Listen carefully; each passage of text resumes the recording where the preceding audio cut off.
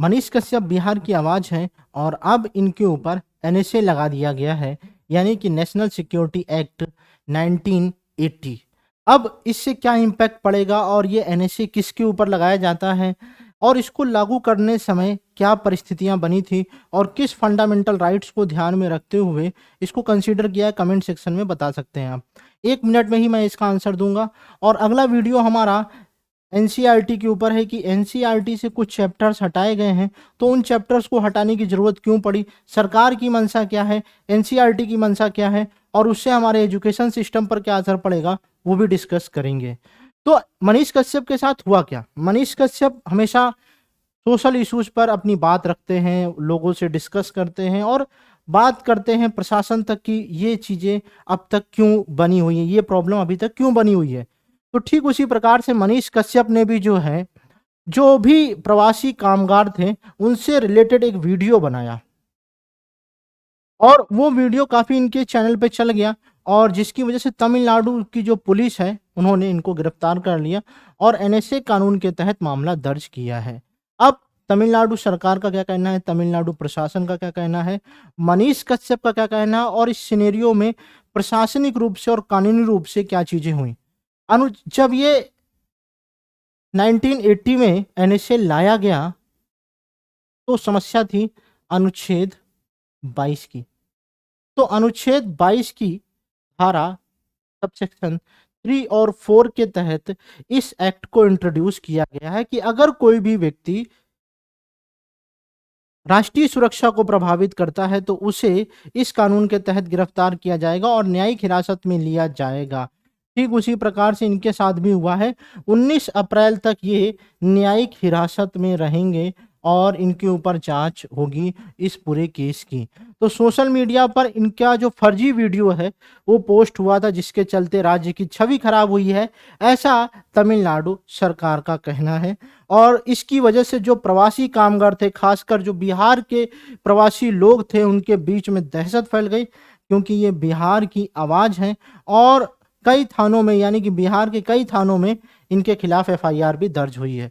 अब मनीष कश्यप क्या कहते हैं कि जितनी भी एफआईआर दर्ज हुई है, यानी कि जितने भी केसेस दर्ज हुए हैं, उन सबको एक जगह मर्ज किया जाए और सबकी सुनवाई एक साथ की जाए, जिससे इन्होंने गलत किया है ये सही, उन सब के साथ एक साथ जस्टिस मिल सके। पहले बिहार पुलिस ने इनको गिरफ्तार किया, फिर उसके बाद तमिलनाडु की पुलिस उन्हें चेन्नई ले गई थी और अब उन्हें जो मदुरई की जो सेंट्रल जेल है उसमें 29 अप्रैल तक न्यायिक हिरासत में भेज दिया गया है। अब वो वीडियो क्या था उसे समझने की कोशिश करते हैं। मजदूरों की पिटाई का एक वीडियो था जो काफ़ी वायरल होने लगा वहाँ पर, और जो यूट्यूबर मनीष कश्यप है उन्होंने सुप्रीम कोर्ट में सुनवाई के लिए याचिका दाखिल की है कि ऐसा क्यों हो रहा था। मनीष कश्यप ने जो अर्जी दाखिल की है उसमें अंतरिम जमानत के साथ साथ अलग अलग राज्यों में दर्ज जो भी एफआईआर है उनको एक साथ जोड़ने की बात कही गई है। अब ये जो रासुका है, रासुका यानी कि राष्ट्रीय सुरक्षा कानून, अक्सर जो योगी जी हैं वो कहते हैं कि रासुका लगा दिया जाएगा, वो यही है राष्ट्रीय सुरक्षा कानून। यानी कि कोई भी व्यक्ति जो देश की सुरक्षा को प्रभावित करने की कोशिश करेगा तो ऐसी स्थिति में उस व्यक्ति को गिरफ्तार किया जाएगा और यह कानून केंद्र और राज्य सरकार को गिरफ्तारी करने का आदेश देता है। यानी कि कोई भी सरकार, यानी कि राज्य पुलिस बल या केंद्र पुलिस बल उनको गिरफ्तार कर सकता है अगर वह राष्ट्रीय सुरक्षा कानून के तहत आता है। तो पहले जो सुनवाई होगी वह राज्य क्षेत्र में होगी और फिर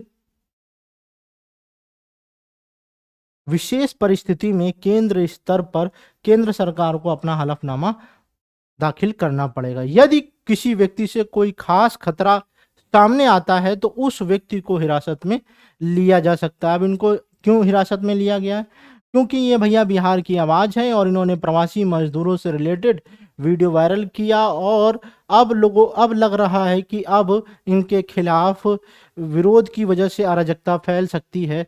तो सरकार ऐसी स्थिति में उस व्यक्ति को राष्ट्र के खतरे के लिए, देश की सुरक्षा के लिए गिरफ्तार कर सकती है। नेशनल सिक्योरिटी एक्ट के तहत संदिग्ध व्यक्ति को, जैसे कि ये एक संदिग्ध व्यक्ति हैं, को 3 महीने के लिए बिना ज़मानत के लिए हिरासत में रखा जा सकता है। यानी कि अब इनके साथ ये भी हो सकता है कि 3 महीने तक बिना ज़मानत के जेल में रहें और इसकी अवधि आगे ज़रूरत पड़ने पर बढ़ाई भी जा सकती है। जम्मू कश्मीर में कई बार ऐसा हो चुका है, तो बहुत सारी परिस्थितियों में ऐसा होता है। इसके साथ ही हिरासत में रखने के लिए आरोप तय करने की भी ज़रूरत नहीं होती है। हिरासत की समयावधि को 12 महीने तक किया जा सकता है, यानी कि 3 महीने से लेके 12 महीने तक किया जा सकता है। साथ ही हिरासत में लिया गया व्यक्ति हाई कोर्ट एडवाइजरी के सामने अपील कर सकता है। यानी कि ऐसा नहीं है कि यहाँ पे उसके पूरे राइट छिन जाते हैं।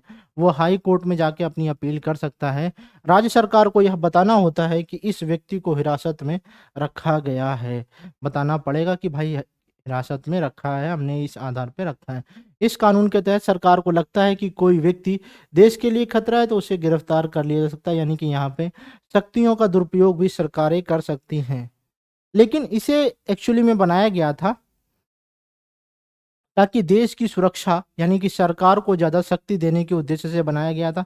आपको पता है कि इमरजेंसी आई थी 1975 में, और उसके बाद बहुत सारे लीडर्स उभर कर आ रहे थे। तो ऐसी स्थिति में ऐसा हो रहा था कि कहीं कुछ लोग देश की सुरक्षा को खतरा न उत्पन्न कर दें, इसलिए जो है इसको लाया गया था। ये एक्ट जो है ना सरकार को पावरफुल बनाती है, क्योंकि देश हित की रक्षा करना इनकी ज़िम्मेदारी है। तो ये देश हित के लिए बनाया गया था, ना कि किसी व्यक्ति को चोट पहुँचाने के लिए, और ख़ासकर अपने उद्देश्यों की पूर्ति के लिए सरकार कभी भी इसको यूज़ नहीं कर सकती है। सिर्फ़ देश हित सबसे महत्वपूर्ण होता है। तो यहाँ पर यह एक्ट बस उस व्यक्ति को गिरफ्तार कर सकती है जब वह देश की सुरक्षा के लिए खतरा हो सकता है, देश में उसकी आवाज़ हो और वह देश में हिंसा, अराजकता को बढ़ावा दे सकता है, या फिर फर्जी न्यूज़ फैला सकता है, या फिर उसकी फ़ैन फॉलोइंग इतनी ज़्यादा है जिससे उसके कुछ बोलने की वजह से देश में असुरक्षा की भावना को बढ़ावा मिल सकता है। अब कमेंट सेक्शन में आपको बताना है कि क्या ये जो केस हुआ मनीष कश्यप के साथ, यह उचित हुआ या अनुचित हुआ। आप पूरे केस को ध्यान में रखकर कमेंट सेक्शन में अपनी प्रतिक्रिया दे सकते हैं। अगले वीडियो में मिलेंगे जहां पर हम लोग डिस्कस करेंगे एनसीईआरटी से उन चैप्टर्स को क्यों हटाया गया जो अभी तक थे, और इसके पीछे किन की क्या-क्या मंशाएं हैं, डिस्कस करेंगे।